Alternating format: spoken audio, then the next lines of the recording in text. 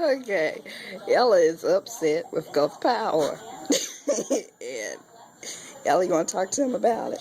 Yes, it is despicable. Every time I get ready to do my bills, Gulf Power is the only one and the highest one each month that I have to send a check to and have to get up and find an envelope to put their money in. Everybody else The bills. Everybody else sends envelopes so you can return their payment in. Gulf Power is the only one that don't send an envelope so you can send their payment back in. I have to go and buy envelopes to send the payment back in. Now, is that cheap or what?